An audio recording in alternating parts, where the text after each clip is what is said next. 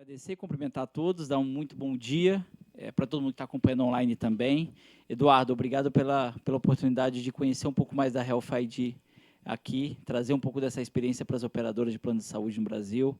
Dizer que as portas também são sempre abertas, né? Vamos conhecer e estou curioso aqui, na verdade, para ver sua apresentação. Fique à vontade para você, que se você preferir fazer em pé, por favor, fique à vontade da melhor forma possível. Tá bom. Tá ligado? Vocês estão ouvindo bem? Então, obrigado pela oportunidade. Eu vou começar sentado, mas depois que a coisa eu levanto, né? Porque eu estou com bastante energia aqui para fazer essa apresentação. E como empreendedor, talvez todos que estão aqui um pouco assustado com o fato de a gente ter 30 minutos. Né? A gente está acostumado a falar em 3, em 5. Só nesse bom dia eu já teria apresentado a minha vida, a minha empresa e ia estar captando para investimento. Né? Então, é bastante diferente para nós. O empreendedor, pela nossa vida agitada, a gente tem várias dificuldades, né? Inclusive para dar bom dia. A pessoa dá bom dia, quando vira, a gente já está no Uber fazendo um call. Né? É tudo muito ágil. Mas brincadeiras à parte, primeiro, obrigado pela oportunidade, né, de poder apresentar um pouco a Health ID aqui para vocês.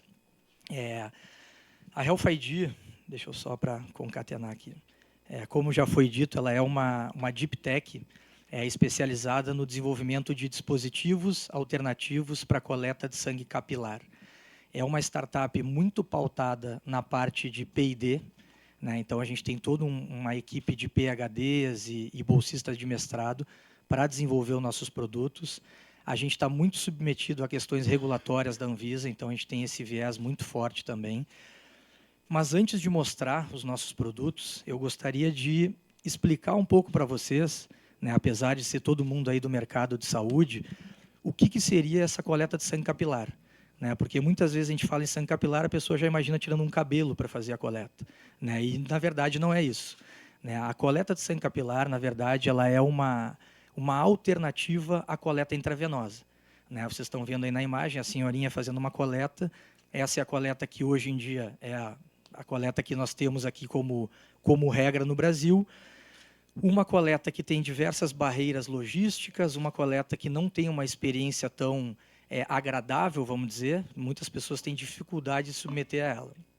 E a coleta capilar, por sua vez, ela é, então, uma alternativa que é pautado muito em experiência do usuário e também em engajamento.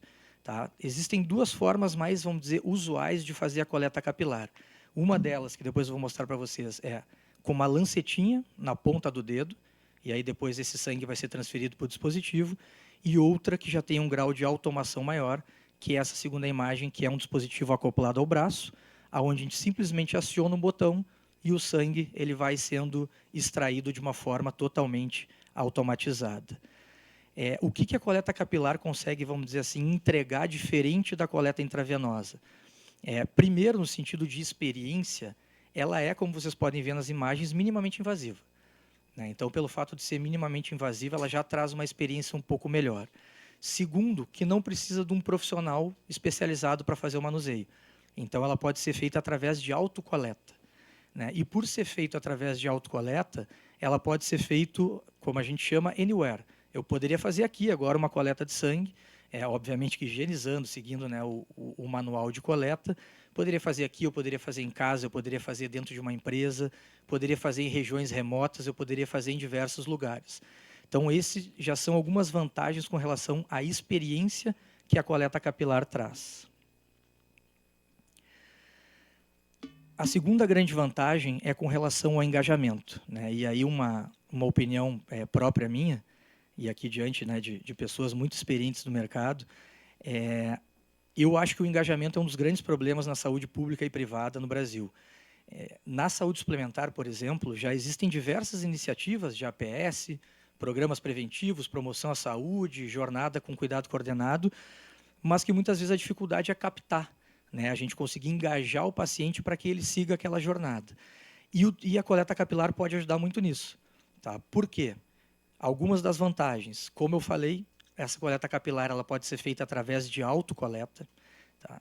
A segunda grande vantagem é como a amostra seca ela não tem risco biológico ou risco de contaminação, a gente pode utilizar uma logística simples. Eu não preciso refrigerar a amostra após a coleta. Né? A amostra ela fica estável por até 15 dias após a coleta. né? Então, isso já é uma grande diferença em termos de custo, de logística e assim por diante. Também por não ter risco biológico ou de contaminação, eu não preciso ter uma estrutura laboratorial ou um posto de coleta para fazer essa coleta. Posso fazer em qualquer lugar, né? Isso é um grande diferencial também. E, por fim, eu acho que esse é um ponto bem importante, porque os dispositivos alternativos para a coleta de sangue capilar, eles não são teste rápido e eles não são point of care. É simplesmente um meio para coleta e transporte do sangue, porque depois essas amostras vão ser processadas em laboratórios de rotina, em equipamentos tradicionais, o que faz com que não tenha uma diferença na assertividade do processamento dos mais diversos testes e amostras de sangue. Então, só para fechar aqui o ponto do engajamento, com essa experiência diferente e com esses, vamos dizer assim, esses diferenciais, a gente consegue fazer o processamento dentro de unidades básicas de saúde, dentro de empresa, coleta descentralizada para testes de novas drogas e medicamentos, coletas em regiões remotas e assim por diante. Já indo um pouco aqui para fechar essa parte introdutória, aqui nós temos então o comparativo, né, de uma jornada que tem um baixo engajamento para uma jornada que tem um alto engajamento. Essa primeira jornada ela é a jornada tradicional, que via de regra nós cumprimos no nosso dia a dia, né? Então, seja eu, Eduardo, que quero simplesmente medir a minha testosterona, porque eu ando cansado ou ando desmotivado, até uma pessoa que está fazendo um check-up para verificar alguma condição, a gente tem que praticamente percorrer a mesma rotina, né? Então, eu vou ter que ir até o médico, uma requisição, depois eu vou ter que ir até o laboratório, depois voltar do médico para ter uma devolutiva. Esse é um dos principais motivos da gente não ter engajamento na saúde pública e privada no Brasil. Múltiplas etapas, complexidade, e aí quem está fazendo apenas um cuidado preventivo não vai percorrer. O que é o resultado disso? A gente cuida da nossa saúde quando a gente está com uma suspeita de uma doença, né? E aí gera um baixo engajamento. Com uma rotina simplificada e utilizando meios alternativos, a gente consegue pular, né, alguma dessas etapas e fazer com que o dispositivo ele chegue em qualquer lugar.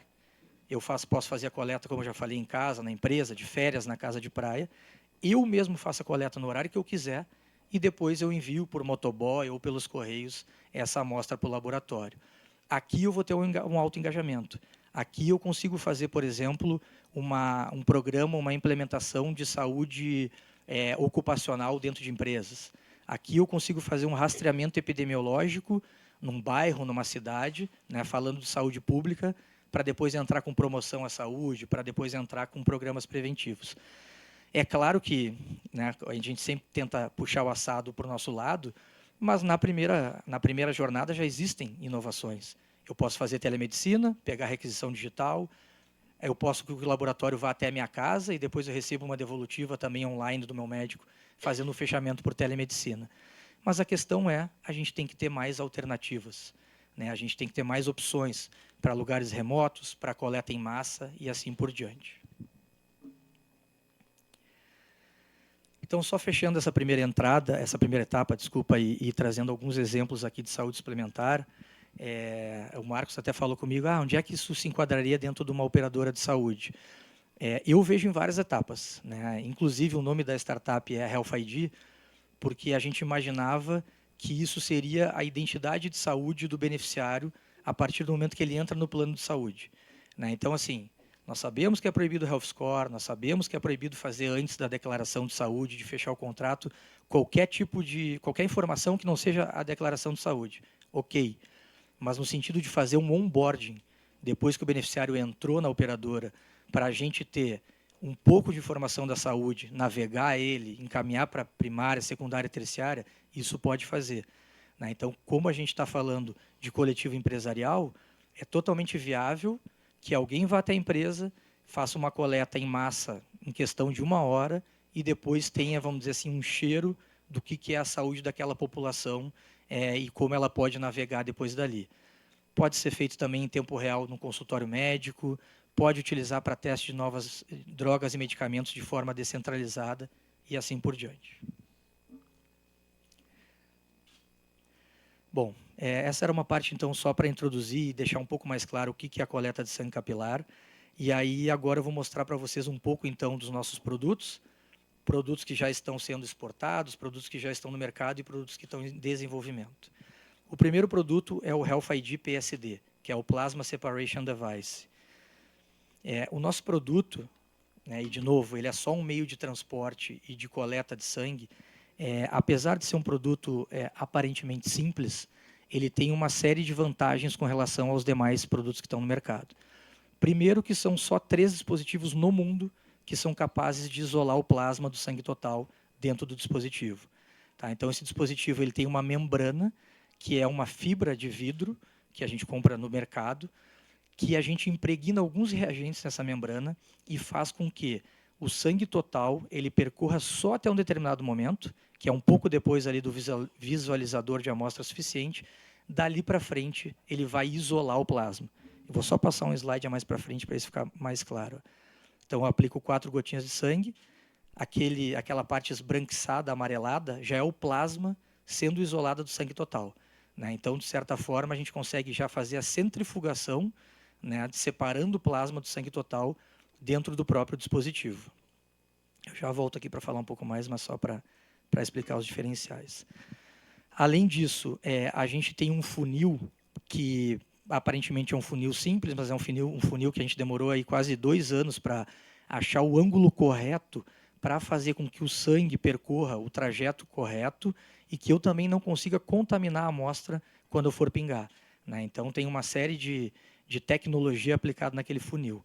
Lacre de segurança, lá nos Estados Unidos eles fazem muito a coleta orientada, né, de forma remota, para que depois que a pessoa faça a coleta, ela não possa fazer com que outra pessoa colete o sangue. Então, eu só vou conseguir acessar essa amostra rompendo o lacre no laboratório. Visualização de amostra suficiente, o que significa que quando o sangue chegou ali, eu já tenho a amostra para processar os exames, e os orifícios para secagem rápida, porque depois que eu faço a coleta, eu posso botar em tempo real para dentro da nossa embalagem, com sílica, captador de oxigênio, e mandar isso para o laboratório para ser processado. Então, voltando aqui, é uma pergunta recorrente, né? Quantos exames eu consigo processar dentro do teu dispositivo? A lógica é a mesma do sangue intravenoso. Né? Vocês já são usuários também, né, de laboratórios. Quando a gente vai para fazer poucos testes, tira 1, 2, 3 tubos. Quando a gente vai fazer um check-up, tiram 12 tubos. Né? Aqui é a mesma lógica. Em cada dispositivo, eu consigo processar aí de 3 a 10 exames, dependendo de qual teste que eu vou usar. Alguns exames necessitam de uma volumetria menor, outros de uma volumetria menor. Nesse material aqui seco, eu posso processar desde lipídios, os mais diversos marcadores metabólicos, proteínas, anticorpos e assim por diante. Né? E nas células, eu posso extrair o DNA e posso processar também testes de biologia molecular. Aqui, só para comparar com os outros 2 produtos de mercado que isolam o plasma, esse do meio, o Advanced DX100, ele é o produto que tem praticamente 80% do market share do mundo. O nosso produto ele é mais barato que o Advanced DX100 e ele tem muitas desvantagens com relação ao nosso dispositivo. Como vocês podem ver, ele é um cartão de coleta, então eu consigo tocar na região da amostra, ou seja, eu contamino a amostra. O nível de recoleta, o número de recoleta deles é de mais ou menos 35%. Né? O nosso é de 10 a 12% de amostra insuficiente. Eles não têm orifício para secagem em tempo real, então depois da coleta eu preciso esperar por 1 hora para colocar dentro da embalagem, o que já deixa a experiência não tão agradável. E, por fim, eles não têm lacre de segurança. Né? Então, eu posso usar o sangue de outra pessoa.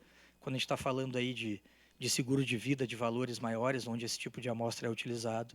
Né? Então, eles não têm essa segurança. E o EmaSpot, ele tem uma experiência muito similar ao nosso, porém, a volumetria que ele gera de sangue de plasma é muito pequena. Então, ele consegue processar ali de 1 até 4 exames. Né? Então, tem essa desvantagem com relação ao Health ID PSD. Nosso segundo produto é o Health ID Microblood. Esse dispositivo ele é já naquela geração de dispositivos que são acoplados ao braço. Né? Então, ele tem uma experiência do usuário aqui com 0 chance de recoleta.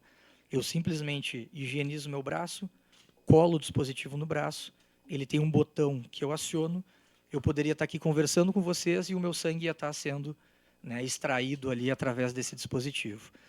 Aqui a gente extrai a amostra líquida, então ele não tem os mesmos diferenciais de logística simples, não necessitar refrigerar a amostra, porém ele tem vantagens como fazer coleta em massa e assim por diante. Aqui é só para mostrar o estágio, tá? Esse produto ele não está ainda em comercialização, a gente está na fase final de desenvolvimento. Falta só agora a gente arrumar um pouco o design dele para deixar ele um pouco mais anatômico, para depois a gente poder ir para o mercado.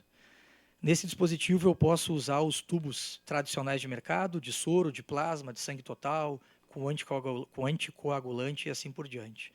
Ele gera mais ou menos 400 microlitros de sangue e 200 microlitros de plasma. Tá? Isso significa que com essa volumetria a gente consegue processar em mais ou menos até 20 exames, e eu trouxe até uma tabelinha para vocês aqui, de um concorrente nosso que usa 175 microlitros e que conseguiu processar todos esses exames que vocês estão vendo aí na tela.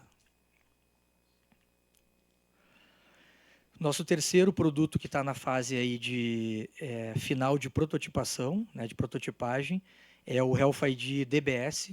Ele é muito similar ao PSD, só que ele utiliza só sangue total, né? Então ele ele não isola o plasma.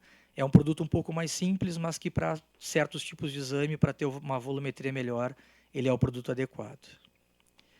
O quarto dispositivo, que também na fase aí final de prototipagem, ele é um mix entre o PSD e o DBS, né? Então, no mesmo dispositivo, eu vou conseguir extrair o plasma separado do sangue total e vou conseguir ter o sangue total.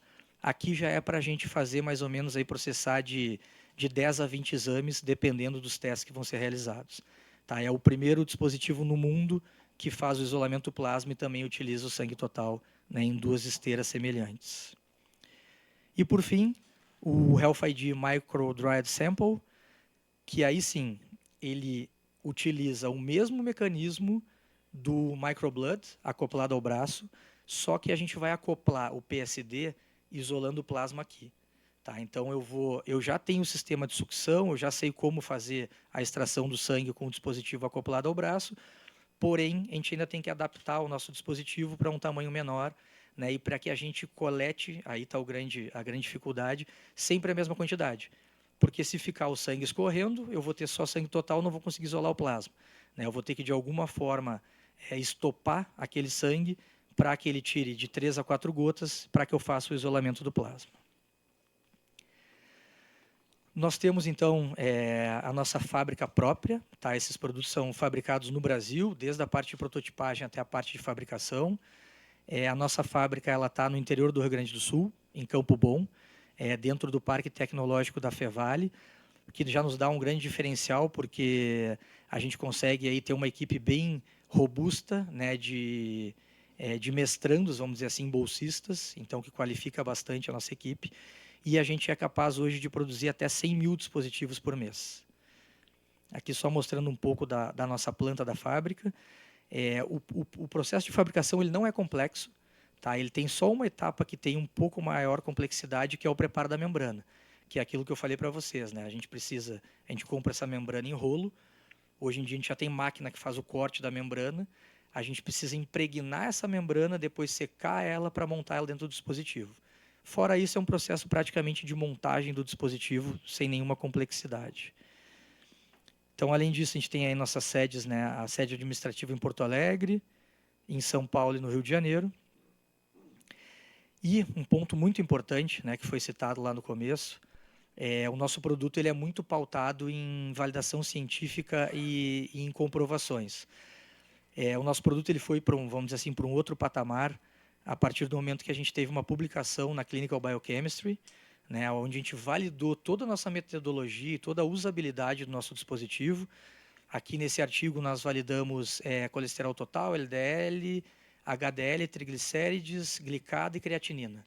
Né? Então isso aí foi o que abriu as portas para a gente começar a exportar um pouco desse dispositivo como Research Use Only para os Estados Unidos. Além disso, a gente é integrante aí da Patient Centric Sampling, que é um grupo, uma organização dos principais dispositivos alternativos no mundo, que a gente também tem que se submeter a uma série de validações para fazer parte dessa organização. Né? Também foi outra conquista aí que nos botou num patamar um pouco mais elevado. Falando um pouco, então, sobre os mercados, né? A gente tem muitos mercados já grandes lá fora do Brasil, e no Brasil e na América Latina ainda são mercados frios que a gente está aquecendo aí nos últimos anos. Lá fora, só para vocês terem uma ideia, na parte de wellness, ali, de saúde mental e bem-estar, existem duas empresas que foram nosso benchmark lá atrás. Uma chama Everlywell e a outra se chama Let's Get Checked, que acabaram virando unicórnio, faturam bilhões de dólares nessa parte de at-home lab tests, e que fizeram tanto barulho no mercado que provocaram que as grandes redes, a LabCorp e a Quest, abrissem os seus braços de at-home lab tests, porque eles viram que tinha um mercado gigante na parte de saúde ocupacional e também na parte de wellness. Outro mercado gigante lá fora é a parte de clinical trials, né? Então, para a gente testar uma nova droga ou para testar um medicamento, tu poder fazer isso de maneira descentralizada, buscando pacientes que têm uma certa característica, é muito importante, né? Então, a gente ganha muita agilidade, redução de custos e assim por diante. No Brasil, nossos únicos clientes são na parte de pesquisa científica. Então, a gente vende para universidades, né, para fazer teste de drogas e medicamentos. Tivemos uma parceria com uma startup que fazia teste de fertilidade, né? Então, as mulheres recebiam em casa esse kit para fazer o teste antimuleriano. E aqui no Brasil também estamos um pouco fazendo provas de conceito com municípios em UBSs, e também com algumas operadoras de saúde para essa parte de onboarding, vamos dizer assim.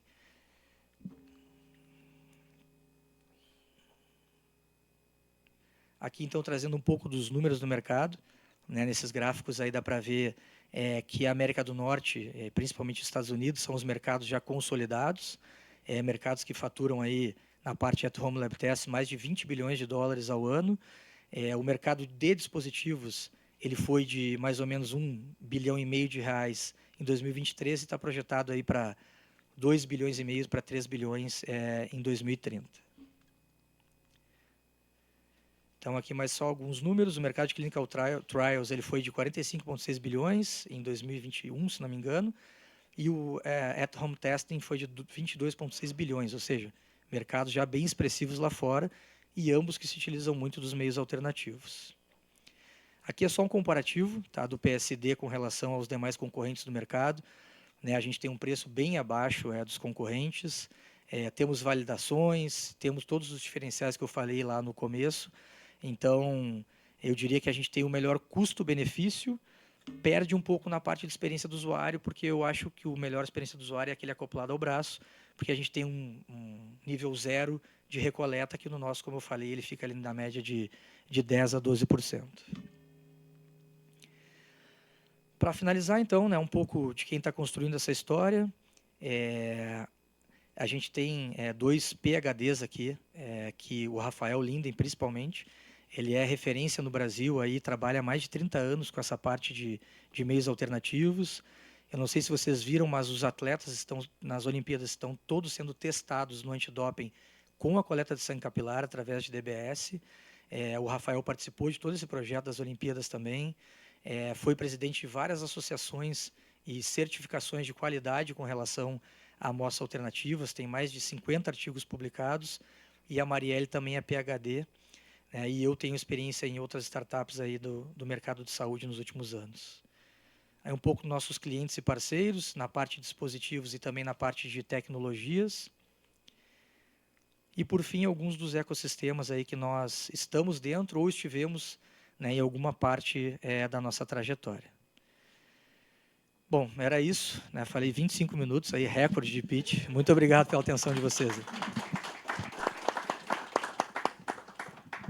Bom, Eduardo, excelente. Eu fiquei com... Eu até antes de levantar algumas dúvidas e algumas questões aqui sobre o encaixar aqui, trazendo um pouco mais para o nosso segmento, eu até tenho algumas dúvidas para tirar e também fico aqui à disposição para poder trazê-las às de vocês. Mas a primeira delas é a seguinte, e o equipamento está todo aqui, né, gente?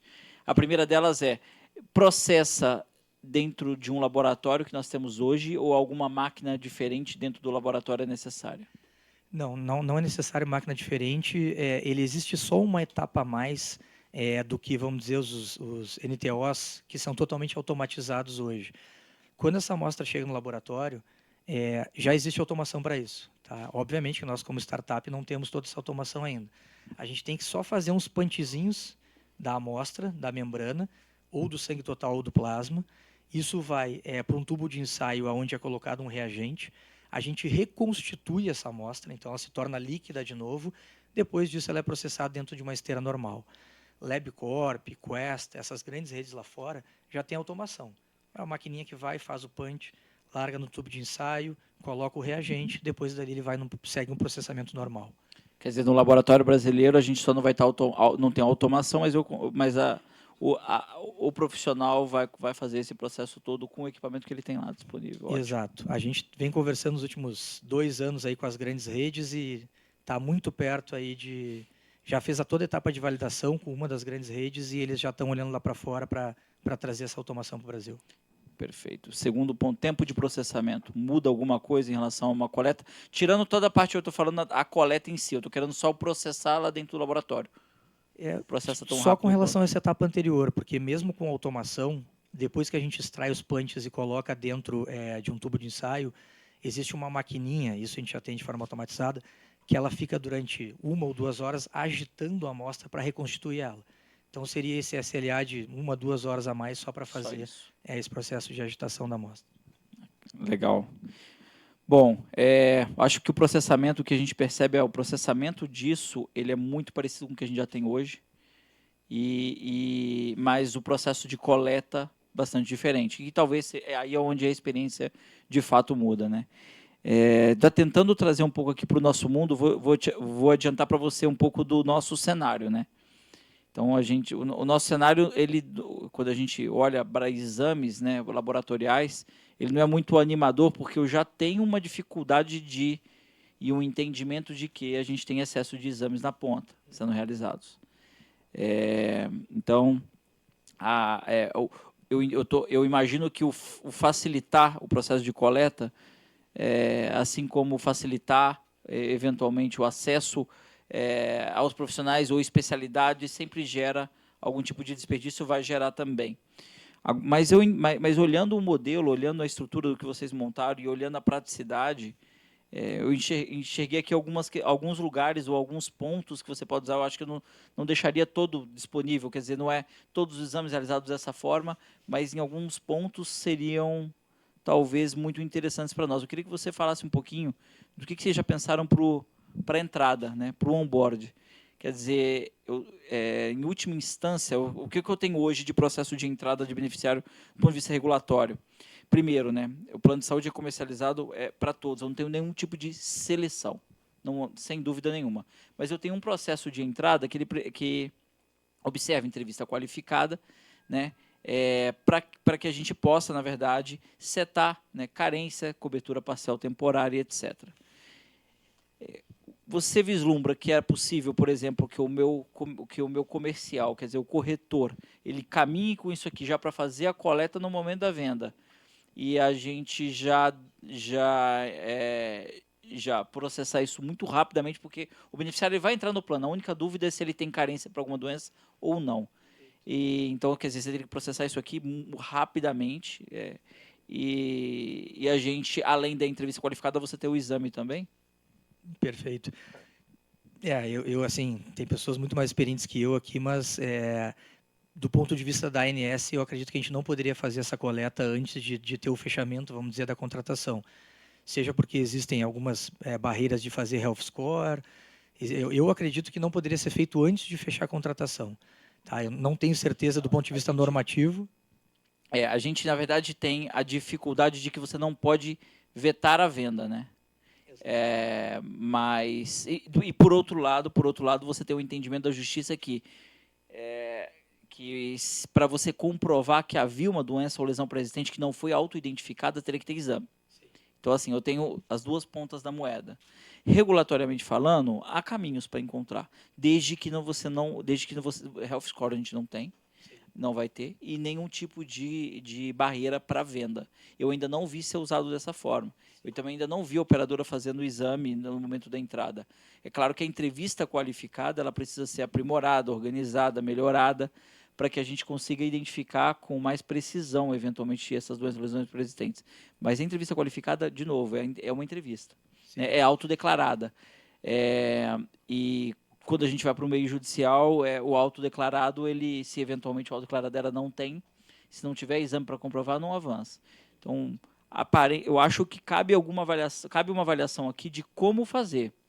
Talvez seja, é muito provável que seja possível. Eu vou falar agora com cabeça de advogado, tá? Eu sou advogado de formação. O que eu vejo? Que a gente pode fazer CPT posteriormente ao momento da contratação, se for, eu acho que identificado logo após essa etapa. Né? Eu já trabalhei com operadoras que fazia depois da contratação algum tipo de CBT, porque descobriu ali na frente, num primeiro acolhimento, que tinha uma patologia. Tá? Então, eu acredito que isso possa ser feito.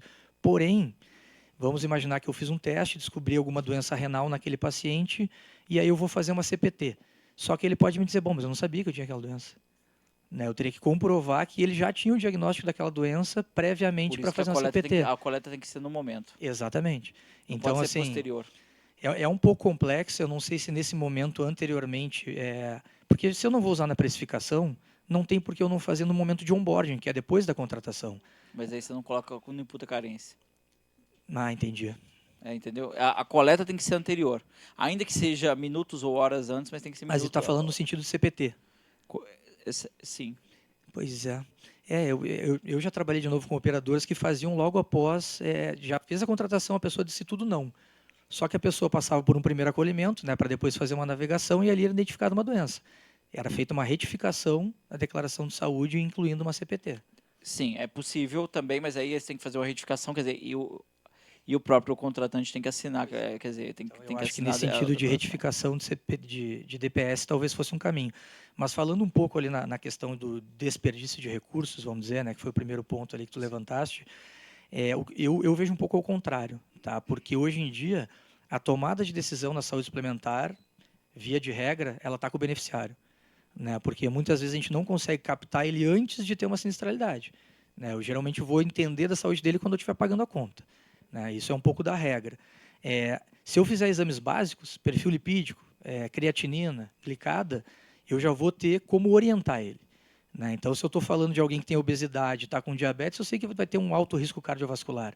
E a partir dali eu vou encaminhar ele para secundária e terciária.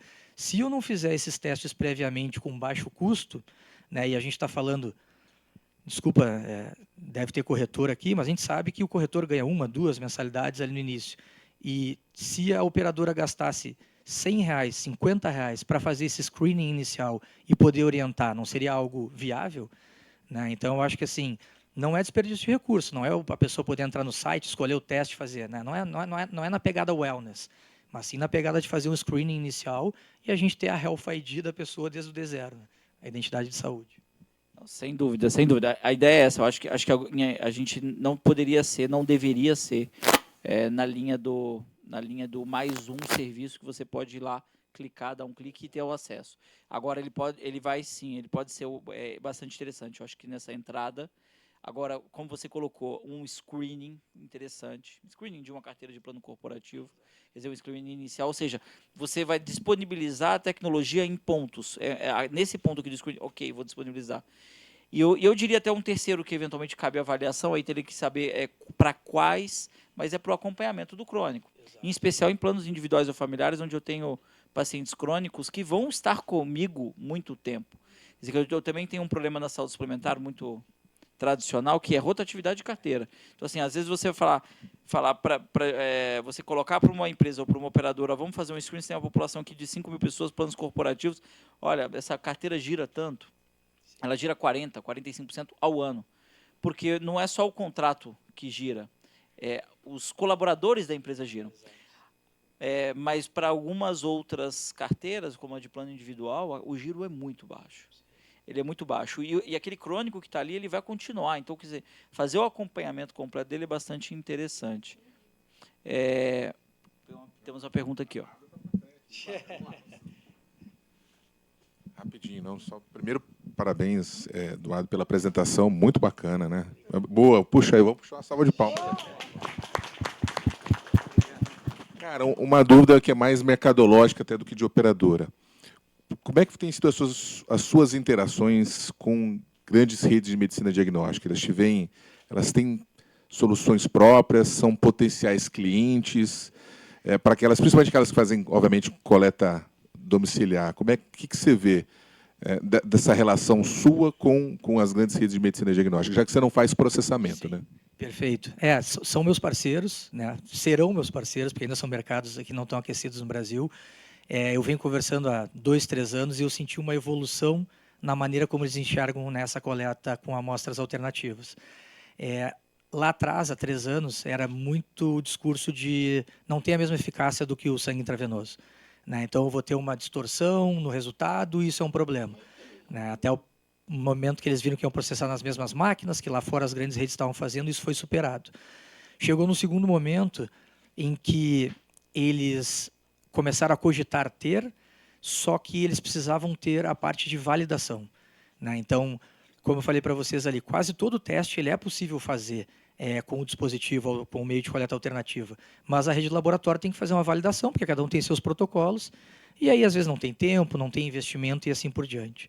E agora a gente chegou no terceiro momento que existe o interesse, já estão sendo feitas validações, mas eles estão buscando automação, porque os NTOs hoje não têm espaço para fazer um trabalho manual, a não ser em testes genéticos que vão custar 4, 5 mil reais, né? Agora, a gente falando aqui de teste com custo baixo, isso não existe.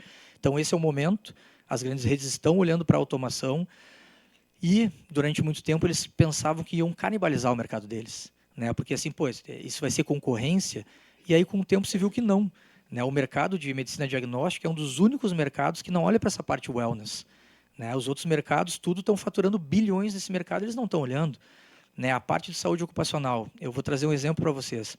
A gente fez uma prova de conceito com uma operadora de saúde, em que, no plano coletivo empresarial, todo mundo que entrava ganhava um voucher para ir no laboratório.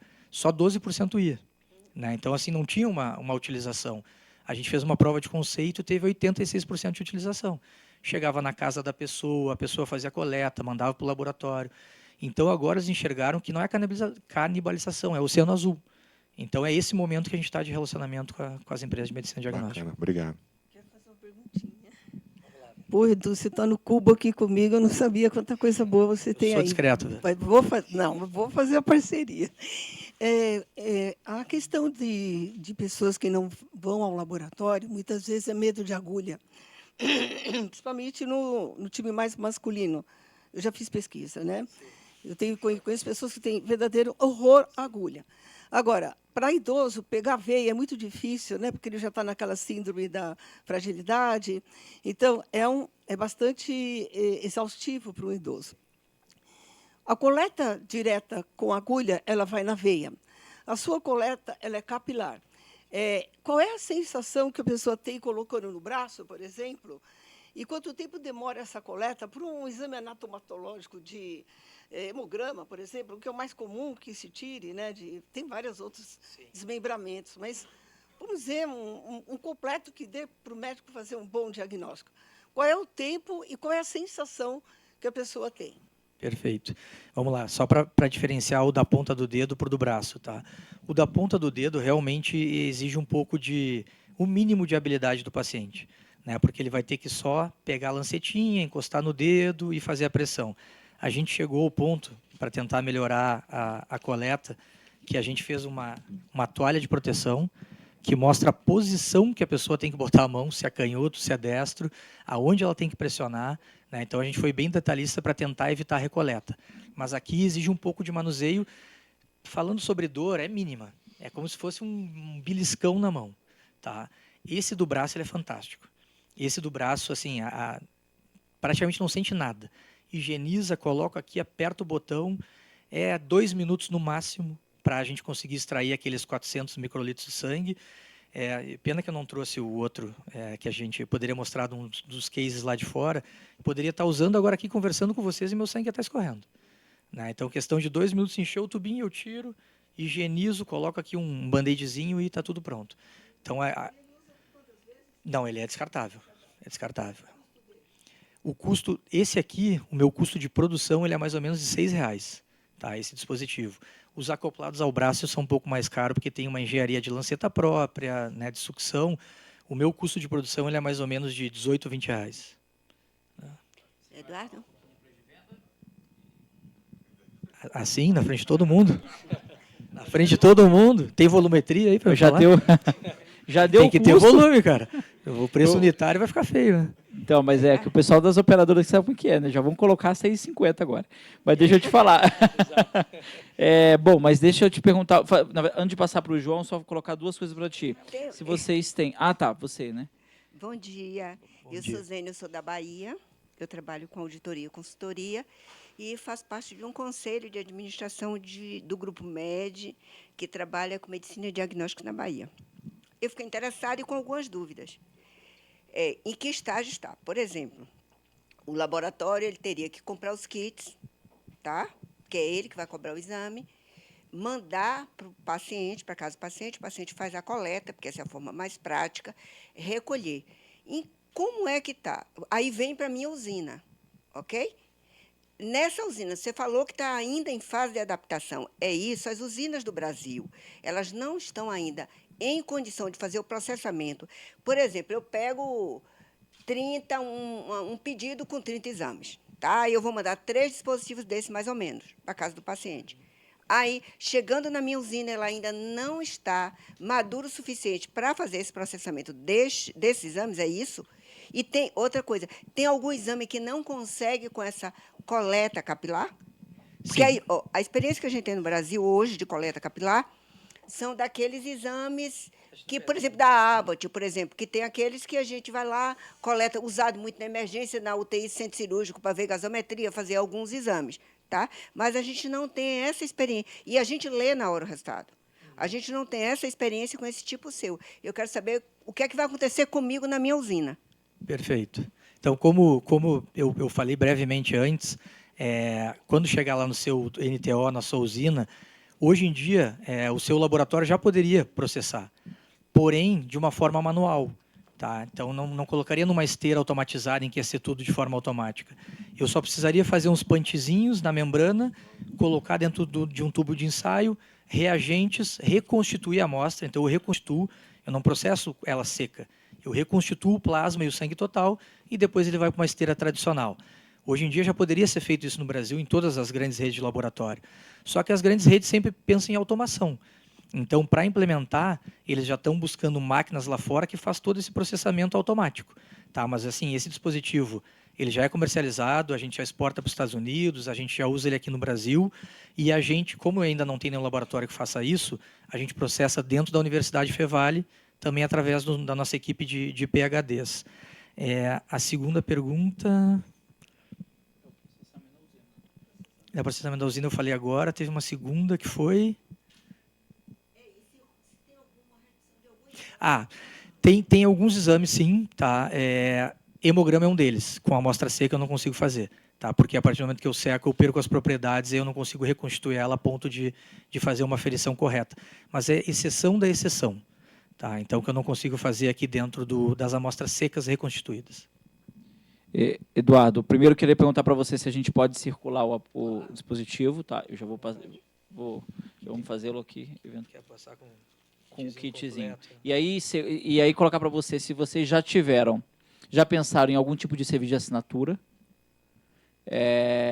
e que eventualmente pode ser acoplado, inclusive, como um diferencial do plano de saúde. Estou comercializando meu plano já com o serviço de assinatura de vocês, sei lá, a cada 3 meses, a cada X períodos, você já recebe um desse para teste de alguns tipos de exames. Então, eu queria saber de você, acoplado a um produto que já é comercializado ou um serviço de assinatura também da própria Health ID? Sim, a gente já tentou tudo que vocês podem imaginar na vida aqui no Brasil. A gente, inclusive, começou pelo B2C, lá atrás no teste do Covid, para medir o nível de anticorpos.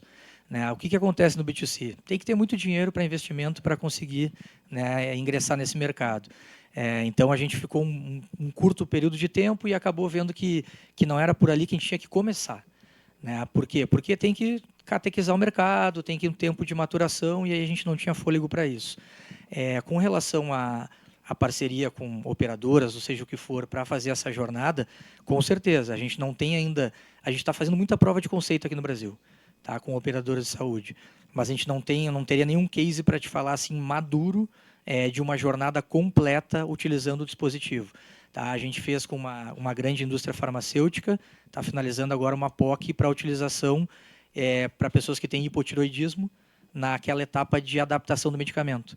Então, que eu tenho que fazer todos os meses ali para ver qual é a dosagem da droga, está funcionando muito bem e provavelmente isso vai em frente. Aqui, super rápido, já passo para lá. 2 pontos. Primeiro, que você não precisa quebrar jejum do paciente dentro do laboratório. Você quebra dentro da própria casa da pessoa. Você leva, ela faz em casa e já abre a geladeira e come. Isso achei sensacional se funcionar isso. Já reduz o custo do laboratório lá na ponta, que não tem que pagar pão de queijo depois. E outro ponto o quanto que vocês chegaram a mensurar o custo, ou quanto que vocês se comparam ao custo total da aquisição da amostra, da forma como é feita hoje, com técnico de enfermagem fazendo lanceta, agulha, seringa. Sim. E tudo mais. Chegaram a fazer esse comparativo? Se eu for comparar só produto, a seringa, o torniquete, ou seja o que for, obviamente isso acaba sendo... Não, o meu produto fica mais caro que isso. Eu não tenho, assim, por exemplo, o custo do profissional de saúde, do carro que vai até a casa da pessoa, a estrutura para receber essa amostra, o quanto que ele vai gastar de manutenção do carro, das pessoas que se deslocam, do pão de queijo, né? Então, assim, eu realmente não tenho assim, isso na ponta do lápis. Mas eu acredito que, em termos de preço, não deve equiparar, exatamente. Bom dia, Eduardo. Parabéns pela apresentação. Você, além de ser do Rio Grande do Sul, chamar Eduardo, você é um sósia do seu governador lá, né? Impressionante isso. Sabe que já me confundiram várias vezes com o Eduardo Leite. Inclusive, no South Summit, vieram me filmar e me seguir achando que eu era ele. É impressionante. O mesmo nome, né? Alguns comentários sobre pontos, só uma observação sobre a questão da CPT. Eu lembro que a CPT, até onde eu me lembro, eu já estou saindo um pouco do mercado, ela é para procedimentos de alto custo. Ela não tem nenhuma restrição, mesmo que tenha uma CPT na pólice, a todos os exames, consultas e coisas de ambulatoriais. Então, não teria essa restrição.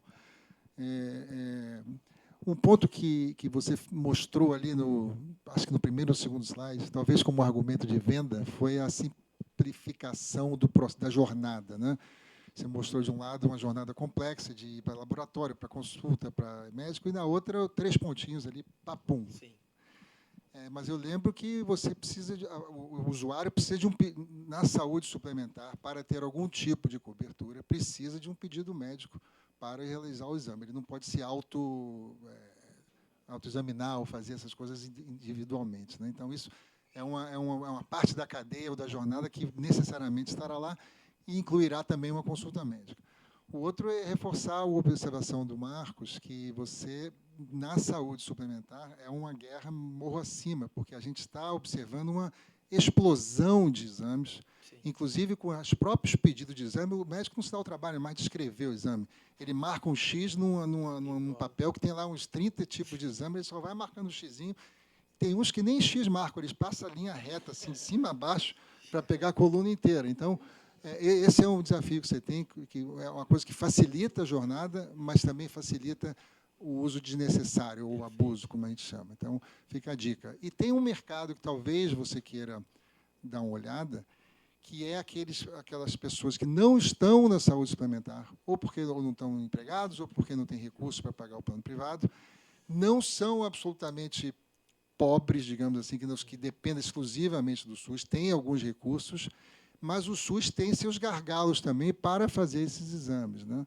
Então, o desafio é que um produto como esse, ou os resultados disso, sejam aceitos pelo Sistema Único de Saúde e não necessariamente tenham que ser feitos na própria estrutura do exame, onde estão os gargalos, né?